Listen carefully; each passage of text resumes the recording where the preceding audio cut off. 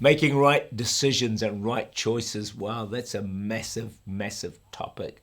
I think most of us have no idea how important choices are, decisions are in so many areas of life.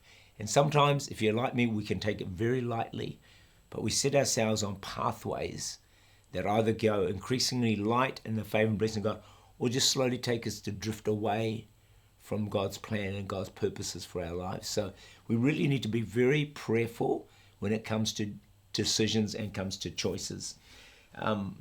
Sometimes an easy option can look good to the eyes, but the end result may not be a good one. When I was in youth with people many years ago, many of them had a huge passion for God, even called to do the sort of things I'm doing. But sadly, some of them today are far from God. Some no longer call themselves Christians or even believe in Jesus. It's hard to believe that change that has taken place over the passage of a number of years. And I don't know all the details that brought them to these places, but I'm sure along the way there were some wrong decisions. And possibly some of those decisions were just small ones, but they were wrong. Then it was another small decision which led to another decision. Before they knew it, they were long gone. Sometimes it can be as simple as running with the wrong crowd. 1 Corinthians 15 verse 33, do not be misled. Bad company corrupts good morals. Don't ever underestimate relationships and friendships and the impact they have on your life. How you choose there, critical. So important. Others may have just made bad attitude choices, and that's taken down a wrong pathway.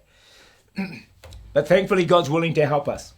Psalm 32 verse 8, I will instruct you and teach you in the way that you should go. I will guide you with my eye. But we just have to be open to God's guidance. We're to be given the steering wheel of our lives. I'm telling you, he knows better how to run your life than you do. So let him run it. Two brothers, Edwin and John. Edwin was brilliant on the stage.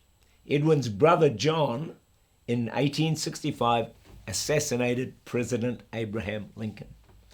The two brothers were John Wilkes Booth and Edwin Thomas Booth.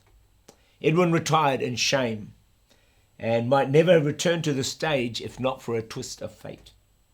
Because a man lost his footing and fell between the platform and a moving train. Edwin pulled this man to safety.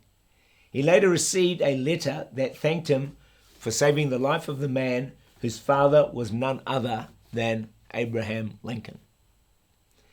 Amazing. One brother killed the president, while the other brother saved the life of the president's son, Robert Lincoln. Edwin and John Booth, think about this. Same father, same mother, same home, same upbringing. Yet one chooses life and the other chooses death. How could that happen? I don't know, but it does. Their story, though dramatic, is not unique.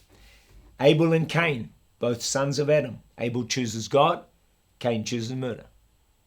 David and Saul, both kings of Israel. David chooses to wholly follow God. Saul ends up in disobedience, loses the kingdom. Peter and Judas, both apostles, both walked with Jesus. Incredible. Peter chooses faithfulness to Jesus even unto death. Judas, same background, same Jesus, same miracles, chooses the betrayal of Jesus.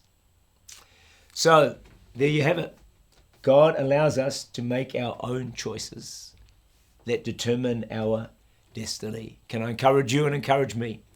Continually cry out to God, not just in the big decisions, but in the small ones as well, because I think ultimately it's the small decisions that accumulate, and then it comes to a bad decision, leads us in the wrong direction. But remember, if we look to God, keep our eyes on him, he will help us and guide us to make the right choices and the right decisions and live in the favor and blessing of God.